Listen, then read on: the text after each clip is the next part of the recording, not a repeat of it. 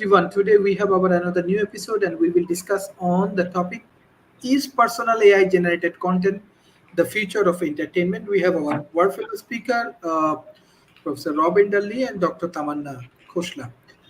My first question for Professor Rob, how does personal AI generated content enhance user engagement and satisfaction compared to traditional entertainment forms? Well, this is more a case of what it can do than what it does do. So the way it can better address a user is the user directs the AI to create what the user wants to see.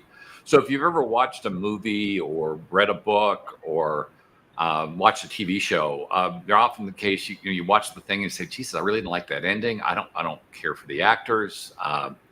These plot elements aren't really to my taste. Maybe there's too much sex. Maybe there's not enough sex." The it's kind of a crapshoot when it comes to matching what a user wants when you're creating something, months in advance of when a user is going to see it in different times. And so a lot of the material we've got out there that we're watching is created, decades ago. And so with AI, the user can say, well, this is the kind of story I want to read. I want it to go this way. And the AI can learn what it is you really like and what it is you don't like, and kind of create content that specifically meets what it is you want to see. And it can certainly edit the existing content as well. It can upscale older films, older TV shows and movies to work better on modern televisions and give the images much more depth. You can change out. In theory, you can change out the actors to other actors if you don't like the people that are doing the acting.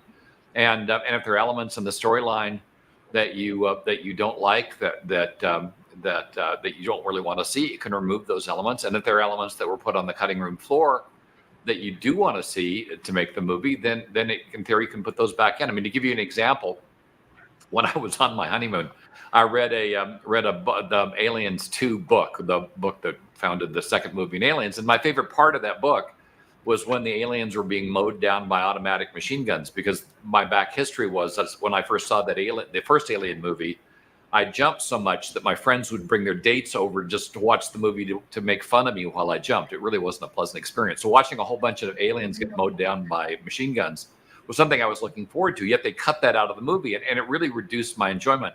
Later on, they put it back in a different version of the movie. But with AI, I could have just simply said, I really want to. This is the part I really want to see. Is this particular part? And the AI could have recrafted the movie around that concept of I just wanted to see these aliens getting mowed down because I was pissed off at them. So the result is the AI is much more able to create granular content for each individual that matches what it is they want to see or what they don't want to see.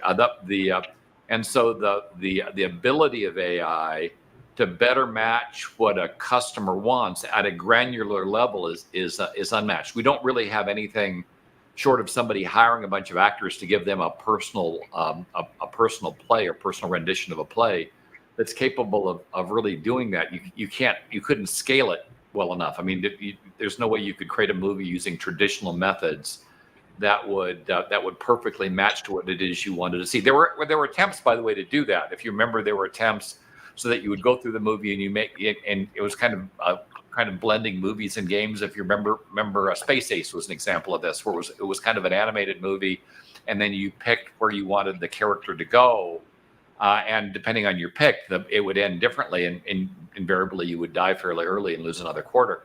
But the concept was there, except all of that stuff had to be created. With an AI, it can be created on the fly, dynamically, so you don't have to create all those different storylines based on single decisions, and you could truly blend visual content and video games and put yourself right in the movie if that's what you wanted.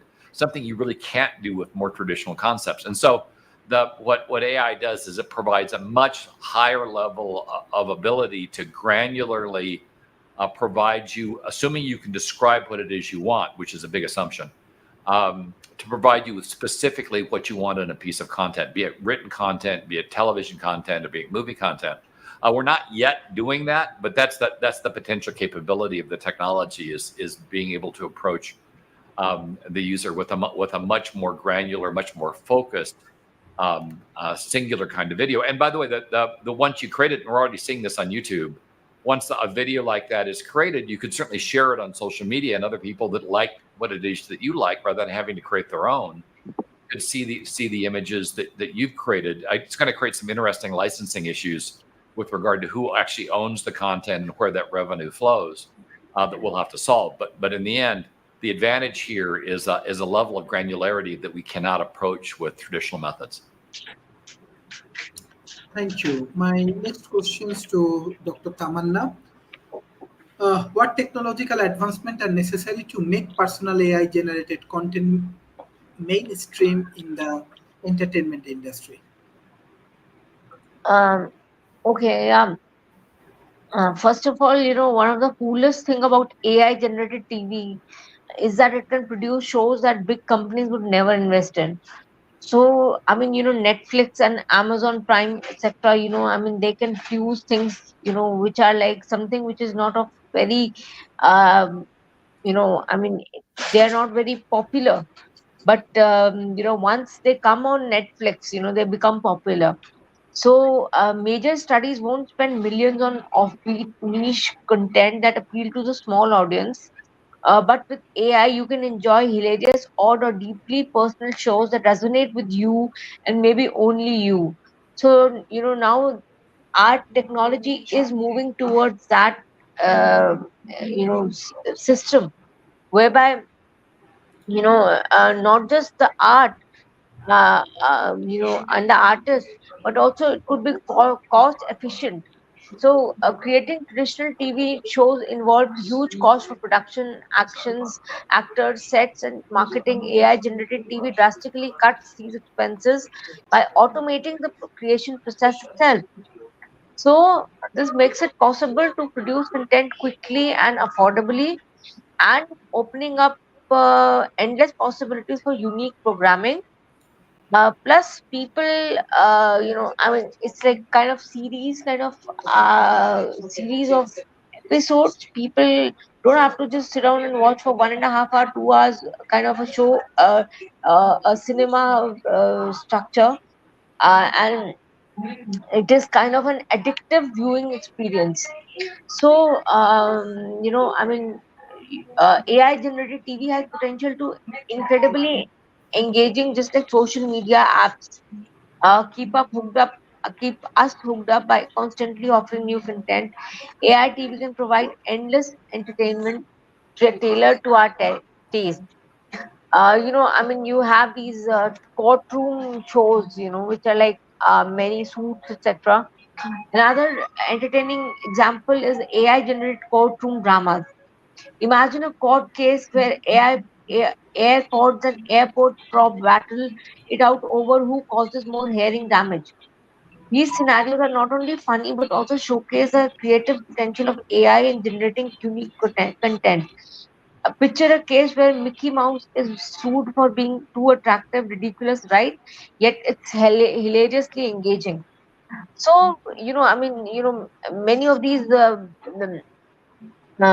mean, as far as future is concerned, it's like, they're like amazing possibilities, and they can lead to a lot of interesting science sci-fi kind of stuff for people, and people can learn just by viewing it, children, for example, I mean, for example, if we were to have a sci-fi whereby we are moving to Pluto, so children would be so engaged, and their creativity is going to be enhanced, and they'll want to do the same, replicate the same situation in the coming in as they grow older.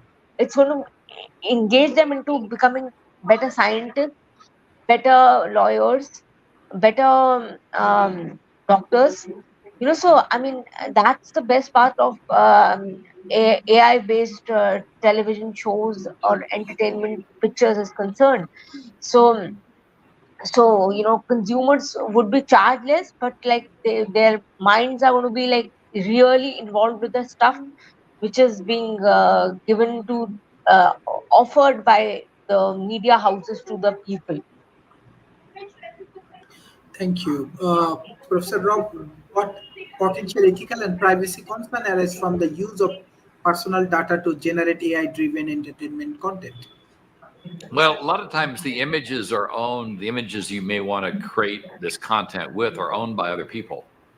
In fact, the images you might want to create this content with might actually be other people, and you may not have rights to them.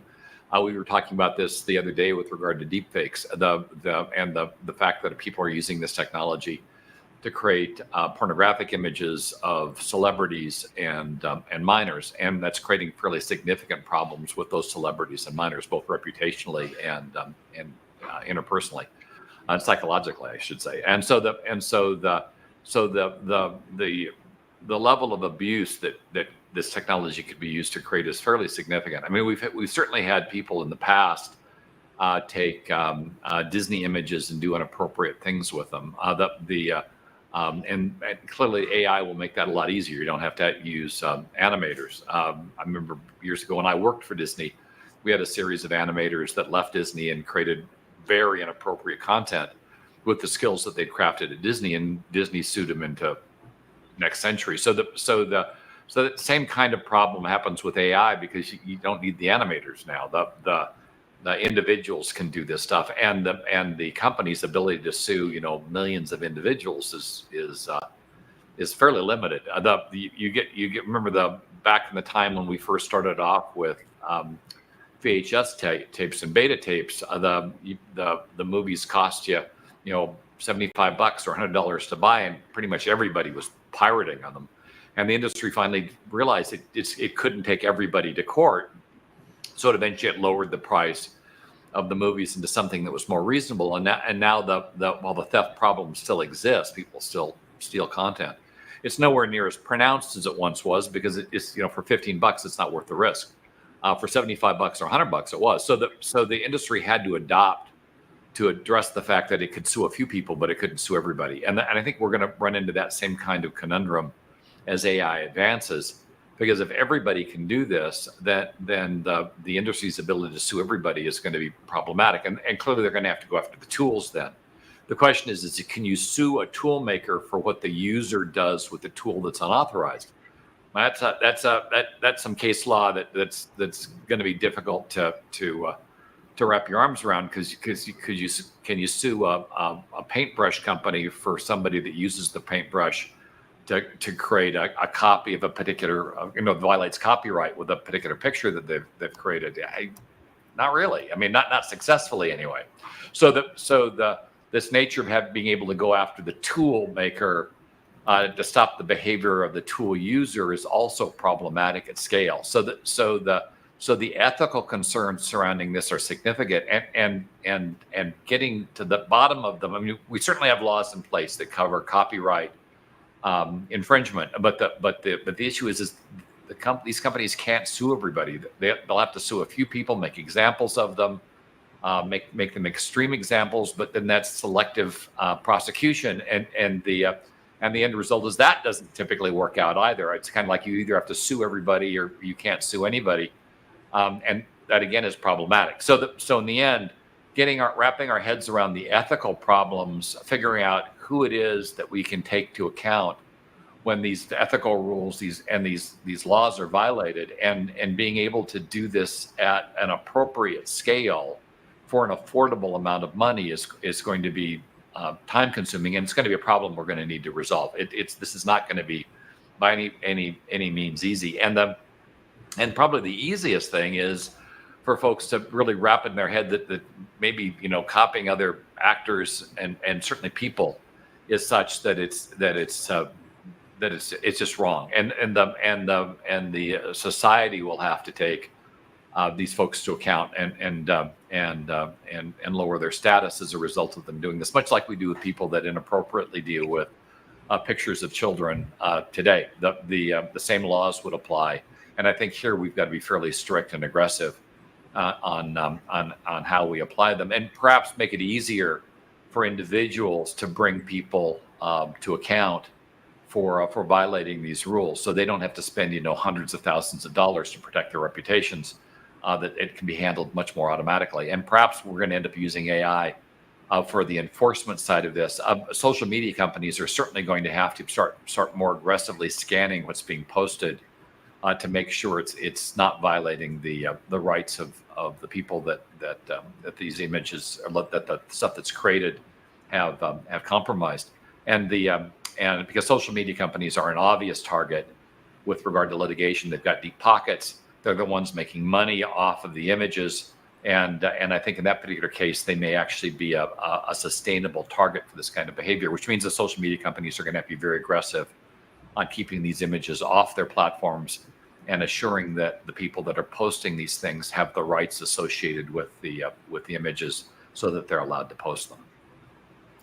Thank you. My next question for Dr. Tamanna: how might the role of traditional content creators, such as writers, directors, and performers, evolve in an industry increasingly dominated by AI generated content? Can you unmute, please? Yeah, I guess AI generated content will transform job roles in the entertainment industry in a big way. While some traditional roles might decline, new opportunities will arise for skilled in AI, data analysis, and digital storytelling. So I guess people who are wanting to survive in this particular scenario, in new technologies which are being developed as soon as possible, I guess I mean, people will have to move according to uh, the trajectory of the AI, AGIs and AIs, and people have to the artist, for example, has to understand what technique it is, and they should learn it themselves, understand what it is. The storytellers are the ones who will have to associate themselves with AIs, and so, for example, more you can see more movies which are like now based on sci-fi, for example, I mean, which happened earlier, but now more innovative, more expansive visions of these areas would be possible. So the artists, for example, again, I mean, they themselves have to understand that the show is not just about them, but also about technology, and how they perform along with the technology is extremely important for them to understand. And AI can make entertainment more accessible. So, for instance, it can create content tailored for people with disabilities, for example.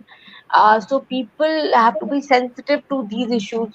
AI might be sensitive, but humans need to be sensitive. I mean, that is the whole thing. So, ethicality of the whole issue of disability, for example, and how people are, how AIs look at this particular issues, and how uh, people how educated they are in this particular field, and how do they go back to AIs and interact with it on the issue of disability, and create a movie series based on this particular issue. So many of these sensitive issues, for example, which like transgender, for example, these are still taboos, problematic in, especially in the developing world. And so many of these issues would require AIs to intervene, but human capacity and human interference in this particular area is also extremely important. And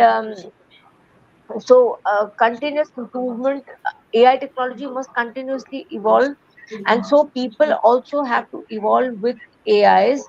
And investing in better algorithms and data processing techniques will help improve the quality and variety of AI generated content. And AI generated TV represents a significant shift in how we consume entertainment. Its ability to create unique personalized content at a lower cost with high engagement potential, making it a game changer. So, the whole issue of being game changer is another issue, we need to understand. And while there are challenges to address, the future looks bright for AI generated industry. And people have to continuously evolve themselves. Artists have to continuously evolve themselves and be more learned about the techniques, and make stories which are like which which are extremely expansive, humanly expansive in vision. So yeah. Thank you. Thank you. Professor Rob, what are the potential economical implications for the entertainment industry if personal AI generated content become prevalent, prevalent, particularly regarding production cost and revenue models? Yeah, given the cost advantages this technology provides and the level of granularity it has the potential to create, it's hard to believe that existing studios will be able to survive this particular pivot unless they change their business model rather dramatically. If you think about it, what AI potentially does to media companies, to studios, is turn them into something much closer to the kinds of companies that create video games, because that content is closer to where we're going than the traditional content we have right now. And remember, studios have tried over the years to try to get into video games. Most of them have failed rather spectacularly. So it's not clear they're going to be able to make this pivot. We certainly in the United States, we had the actor and writer strike that worked to keep AI out of these studios for a period of 3 years. But it's going to take about 3 years to get this stuff right, and that means when these contracts expire, studios are probably going to be in a great deal of trouble, and they're going to have to pivot hard to AI in order to stay afloat. And that's going to be really problematic to writers and actors. I think those contracts should have gone for quite a bit longer than 3 years. But in the end, the industry's got to pivot, and I think they're going to have a great deal of difficulty making this particular pivot because their revenue model isn't right. Their methodology for creating content is now antiquated, and you could argue is out of date. And the amount of labor that goes into creating content, you could argue is also obsolete. So you can create better, faster, cheaper, with fewer people, and in a granular fashion where you're delivering the content to the individual, not to theaters. In fact, it's going to be interesting to see how movie theaters survive this. Because if we truly move to granular content where you're getting the content you specifically want, so just you, your family, and whatever loved ones are sitting around the TV that you're watching the content on. Not clear how you're going to scale that to the big screen. Now, let's be clear. We've talked about the death of things in the past. Plays are supposed to go bye-bye when movies came out, and they were doing fine with live actors. In fact, they could continue, because what you go to a play to see is you go to play to see actual people on the stage performing art in a traditional fashion. And AI, unless we replace the actors with robots, is going to have much of an impact on that. Because they're live action performances. It might help with the scripting, it might help with selection, it might help with actor training, but the actual presentation for a play is going to stay with people, at least for the near term. But movies could be movies after the pandemic had a real problem coming back, because people got used to watching these things on their big screen TVs. And if you got a 70-inch or 80-inch or 90-inch TV at home, you really need to go into the theater. And I think the pandemic got people to break patterns. And so they started watching more things at home. And of course, the studio started releasing things much more quickly to TV screens. So the need to go into the movie theaters was reduced. Well, this is going to accelerate that particular method. If I can create the specific movie I want to watch, and it's the movie I want to share with my family. Say I've got a family of kids, and I don't really like a lot of the scenes that the movie has in it, but the kids really want to see that latest movie. Well, at home, I can request the movie come in with those scenes removed. If they're sex scenes or whatever, I could just request that those scenes be removed, and then I get the movie without that stuff in it. The studio still makes the licensing fee for the movie that I otherwise wouldn't have watched at all. My kids aren't seeing something I don't want them to see, and the end result though is that's not something I could do at a theater. That's something I'm only going to be able to do at home. So it from the top to the bottom, AI is going to significantly change how content is created, how it's delivered, and how it's consumed. And when you're making that many changes at once, it's really hard for an existing industry to stay up with that. Remember with Tesla when they came to market with the electric car, and I met with the CEO of Ford shortly after that. And I remember telling the CEO of Ford if he didn't understand what Musk was doing, he was going to lose his job. And I got shouted down by the other analysts in the room that I was just completely out of whack. That Tesla was, never going to go anyplace. They didn't understand the automotive business. Da da da da da. Well, a year and a half later, the CEO of Ford got fired. The Tesla bypassed Ford in valuation, and Ford is still struggling to make this particular pivot. And that's the problem I think these studios are going to have. I just don't think they're going to see the threat until it's too late to avoid it. And the end result is companies coming up that embrace AI and content, and those actors that embrace AI and that capability will have a much higher probability of lasting and being successful in the next decade than those studios and actors and writers that fight AI. So we'll see how it plays out. But right now, AI is going to have a significant impact on the existing ecosystem. And I think most of the studios that are currently in place will likely not survive this particular wave as a result. Thank you. Dr. Tamanna, what's your closing remarks for today's session?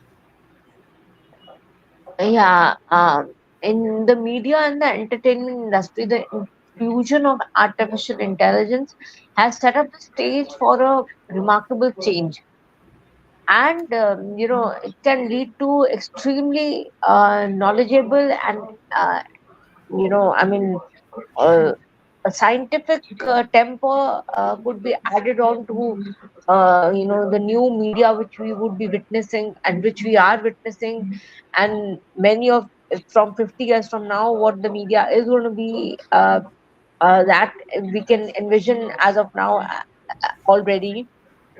And AI has emerged as a formidable force in realms of game development, movie production, and advertising. Innovative creative processes across industries. For example, AI has become a catalyst in the media and in the entertainment industry, sparking strategic investments and anchoring a determinant pursuit to satisfy ever-growing viewer interest. So viewer interest have to be kept in mind. And as Rob was also saying that there certain areas which you would not like your children to have access to. So these could be regulated. So many of these things are there. Art has to be regulated. For example, the argument of artists is that they can produce just about anything, but that's kind of debatable, and that has to be really be understood. For example, there would be certain communities would, if for example the whole cartoon debate in France, for example, the drawing of the Prophet Muhammad, the religious aspect is there. For example, in India, we had the issue about drawing of a nude photo of the goddess Saraswati. So many of these things are there, which would be, would be questionable. So many of these things are there, and that the ethics has to be for sure. It is something which it's debatable, but it has to be there. And till the time that is not there, I guess we will not be able to build a healthy society. And I guess the debate on this is still ongoing. Thank you. Professor Rob, what's your closing remarks for today?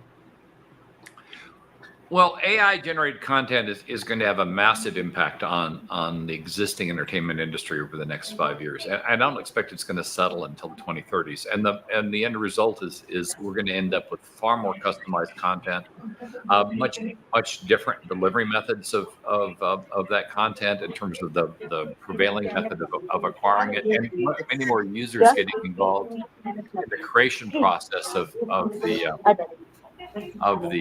the content, and the end result will be a lot of the studios, actors, and writers that are currently in this business probably won't be. It's the nature of technological change. The folks that survive will be the folks that understand how to use this technology to their benefit, that better address the needs of their customers, and then pivot towards making AI a part of the creation process as opposed to fighting it. This wave is too big to fight. So it's a matter of you either ride it or you get buried by it. And I expect most people will be buried by this wave, because that's what typically happens with a technological wave like this, is the majority of people that fight the wave get buried by it, and the few people that figure out how to ride the wave, they do extremely well and redefine the industry. And I think that's what we're looking at going forward, is a redefined entertainment industry that figures out how to use AI to better address the needs of the users and customers and advertisers, and that will be the eventual end game for the entertainment industry. Thank you. I request all of our audience, please share our content as much as possible with the government agency, corporation, and academia. Thank you, Professor Rob, for your excellent contribution for World Talent Economy Forum. Thank you, Dr. Tamanna, for your regular support. Thank you. Bye-bye and take care.